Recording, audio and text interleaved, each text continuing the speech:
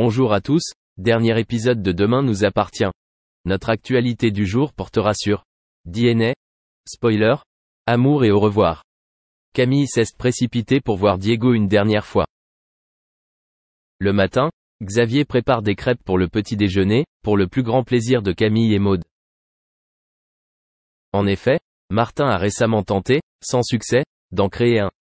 Les filles affirmaient que les crêpes de leur père étaient meilleures. La journée, Maud passe du temps avec Ryan. Lorsque Diego les aperçoit et les rejoint, Maud paraît distante. Diego l'informa qu'il avait fini de lire le livre qu'elle lui avait prêté. Maud lui demande de le lui rendre puis s'en va. Avec son comportement, Diego estime que Ryan a complètement tort et que Maud ne l'aime pas. Ryan répond que Maud est probablement timide. Et de toute façon, Diego aime Camille. Plus tard, Diego rencontre Camille à la cave. Elle en profite pour lui parler de sa sœur, non sans se dévaloriser par rapport à elle. Diego essaie de la complimenter, mais Camille ne semble pas vraiment en comprendre les implications. Le soir, Camille informe fièrement Maud qu'elle a parlé d'elle à Diego, la félicitant pour ses mérites. Contrairement à ce à quoi elle s'attendait, cela ne la rendait pas heureuse. Lorsque Maud a remarqué que Camille souriait en lisant le texte, elle a immédiatement supposé qu'il s'agissait de Diego. Camille insiste sur le fait que ce n'est pas le cas, mais Maud se détourne et s'enferme dans sa chambre. Merci d'avoir regardé et à la prochaine vidéo. N'oubliez pas de vous abonner à notre chaîne.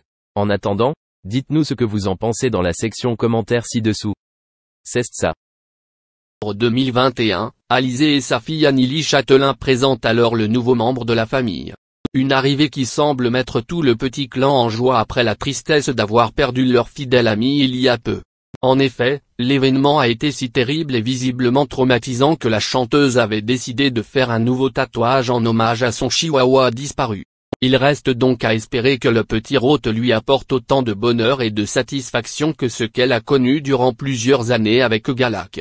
Mais de toute évidence, ce sera bien le cas puisque le petit animal semble déjà avoir trouvé ses marques dans son nouveau foyer. Une nouvelle qui a absolument ravi les internautes comme le prouvent les centaines de commentaires reçus par Alizée sur son compte. Depuis plusieurs jours, Hélène Ségara, la star de la chanson est de retour devant la scène médiatique. Si désormais, la chanteuse a une voix d'or, hors du commun, elle aurait pu tout perdre il y a un certain temps. Tout au long de sa carrière musicale, l'artiste d'origine italienne a en effet failli perdre sa voix. Par chance, elle a été sauvée par un médecin de renom, qui s'est notamment occupé de Céline Dion. C'est peut-être bête à dire, mais la voix est l'outil indispensable pour les chanteurs. Et quand l'un d'entre eux souffre des cordes vocales, l'inquiétude est tout de suite de mise. Le moins qu'on puisse dire, c'est qu'Hélène Ségara s'est déjà fait une frayeur avec le sujet. C'était au début des années 2000, alors qu'elle était en pleine tournée avec la comédie musicale Notre-Dame de Paris. La jeune femme a failli perdre sa voix. J'avais un kyste sur les cordes vocales, mais pas le petit kyste, j'étais au Canada. Ensuite je suis parti à New York voir le médecin de Céline Dion à qui